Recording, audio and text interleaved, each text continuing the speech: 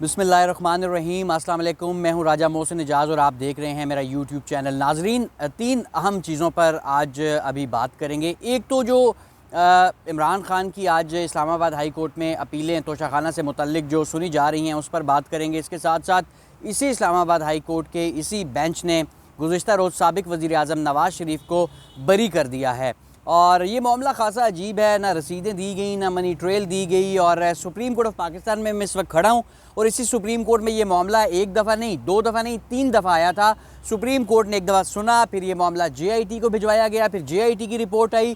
JIT की report की रोशनी में नवाज़ शरीफ को अपने ओहदे से हाथ धोना पड़े। उसके बाद उनका केस जो है वो एहतसाब अदालत में चला। खैर ये एक बहुत लंबी दास्तान है, आप सब लोगों को पता ही है। लेकिन गुज़िश्ता रोज़ वो एक दफ़ा फिर बग़ैर कोई रसीदें दिए जो है वो बरी हो गए। चले बरी आप हो गए, इस मुल्क का निज़ाम ही ऐसा है। और मैं एक चीज़ मैं आप लोगों को बताना चाह रहा हूँ कि मैं हमेशा ये समझता रहा कि जो PMLN में जो N है शायद ये नवाज़ शरीफ का N है, यानी नून से नवाज़ शरीफ। लेकिन मुझे कल ही ये मुझ पर इंकशाफ हुआ कि PMLN में जो N है ये बेसिकली NRO है, या इसको NRO 4.0 भी कहा जा सकता है। एक तो 2.0 वर्जन होता है ना अपडेटेड, ये 4.0 वर्जन है। वो हर दफ़ा पकड़े जाते हैं, हर दफ़ा फारिग होते हैं, हर दफ़ा उन्हें निकाला जाता है और एक दफ़ा फिर वो बड़े ही ज़बरदस्त तरीके से डील करके वापस आ जाते हैं। और डील करके आके जैसे गुज़िश्ता रोज़ उन्होंने हाई कोर्ट के बाहर एक मीडिया टॉक की और कहा कि हमने ये मामला अल्लाह ताला पर छोड़ दिया था। अब कम अज़ कम इस तरह की चीज़ों को आप मजहबी टच तो इस तरह ना दें। आपको भी पता है कि आपने मामला कहाँ पे छोड़ा है, आपको रिलीफ़ कैसे मिला है और रिलीफ़ क्या, यानी आपको ये खुली छूट कहाँ से मिली है। रिलीफ़ वर्ड तो जो है वो थोड़ा सा लीगल टर्म हो जाती है। बहरहाल अब इस्लामाबाद हाई कोर्ट का आज एक दफ़ा फिर ये बड़ा टेस्ट है, क्योंकि साबिक़ वज़ीर आज़म चेयरमैन पाकिस्तान तहरीक इंसाफ अभी तक वही चेयरमैन हैं, उनकी अपीलें इस्लामाबाद हाई कोर्ट सुन रही है।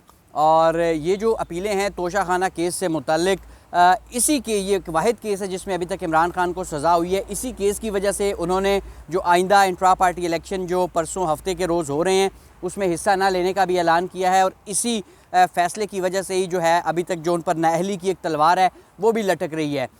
नो डाउट, इसमें कोई दो राय नहीं है। मैं बार बार कहता हूँ कि कितने लोगों ने, मैं इलेक्शन कमीशन कवर करता रहा हूँ एक लंबे अरसे तक और मैंने बहुत सारे नॉमिनेशन, मैंने तकरीबन कई सौ सैकड़ों पार्लियामेंटेरियंस के, जिसमें अरकान कौमी assembly Punjab, Sindh, KP, Balochistan assembly के जो अरकान हैं उनके, सेनेटर्स के, इन तमाम के जो एसेट डिटेल्स होती हैं नॉमिनेशन पेपर्स में, इसके साथ जो एसेट डिटेल्स जमा कराई जाती हैं सालाना बुनियादों पे, वो तमाम देखी। मुझे किसी रुकने कौमी असम्बली, सूबाई असम्बली, सेनेटर के ये डिटेल नहीं मिली कि किसी ने अपने कफ लिंक्स, किसी ने अपनी घड़ी, किसी ने अपनी कोई और इस तरह की जो चीज़ है वो अपने कागजात नामजदगी में या असासा जात की तफसीलात में ज़ाहिर की हो। और बहरहाल इसी मामले पर जो है ये नॉन डिक्लेरेशन का मामला था और वो भी अब PTI का इस पर मौक़िफ़ बड़ा ज़बरदस्त है। यही बैरिस्टर गौर खान जो अब PTI के चेयरमैन होंगे हफ्ते से ऑनवर्ड्स, क्योंकि इमरान खान ने उन्हें नामज़द किया है ख़ुद।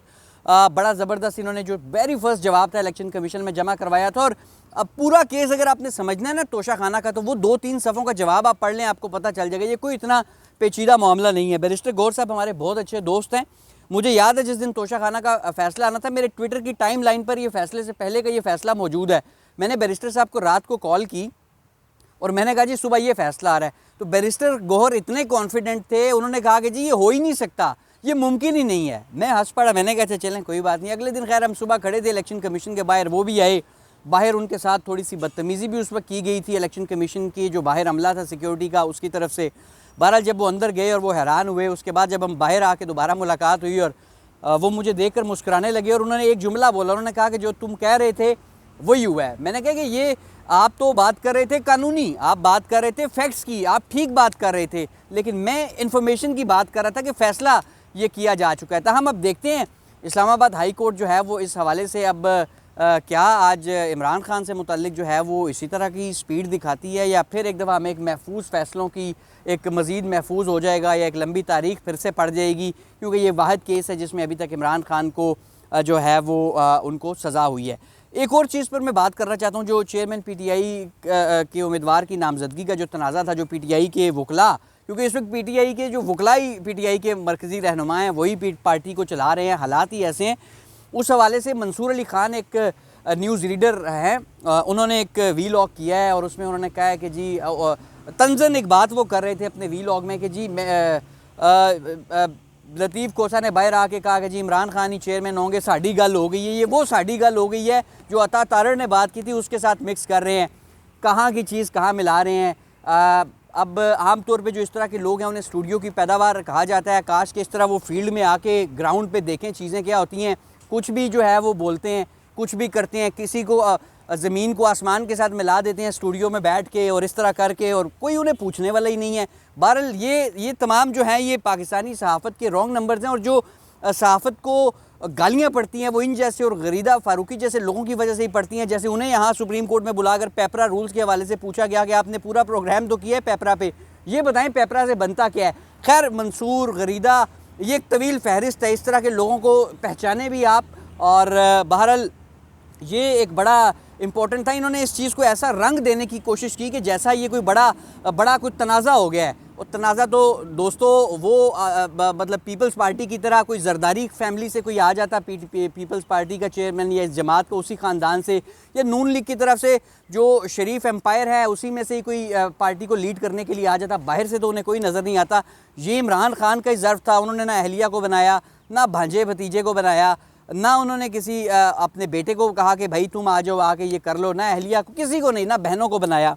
उन्होंने एक पार्टी के एक ऐसे वकील को बनाया कि जिसका ताल्लुक जो है उनके साथ कोई रिश्तेदारी नहीं है। सिर्फ उन्होंने पार्टी अभी 1 साल पहले ज्वाइन की है। उन्हें लगा कि मौजूदा हालात में बैरिस्टर गौहर एक बेहतरीन चॉइस होंगे, और यकीन करें कि बैरिस्टर गौहर वाकई एक बेहतरीन चॉइस साबित होंगे। कोई उनके पर्सनल एम्बिशन इस तरह के नहीं हैं, और इमरान खान के हवाले से वो इंतहाई ईमानदार और बड़े डट के उनके साथ खड़े हैं, और बड़े ज़बरदस्त अंदाज से उनका मुकदमा भी गो के धीमे मिजाज के हैं, अनलाइक पाकिस्तानी पॉलिटिक्स, लेकिन एक ज़बरदस्त चॉइस है। और इस हालिया अरसे में जितनी भी इमरान खान ने सियासी मूव्स की हैं वो एक बड़ी सक्सेसफुल रही हैं।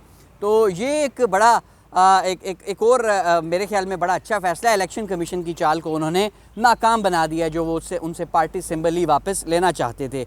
बहरहाल ये थी जी आज की वीडियो, और दोबारा आपकी खिदमत में मैं ज़रूर हाजिर हूँगा। ज़रा देखते हैं आज ये हाई कोर्ट कंपैरिजन करें, आप कंपैरिजन करें कि एक पार्टी है वो बग़ैर रसीदें दिखाए जो है वो निकल गई, और बाहर आके कहते हैं कि हमने मामला अल्लाह ताला पे छोड़ दिया था।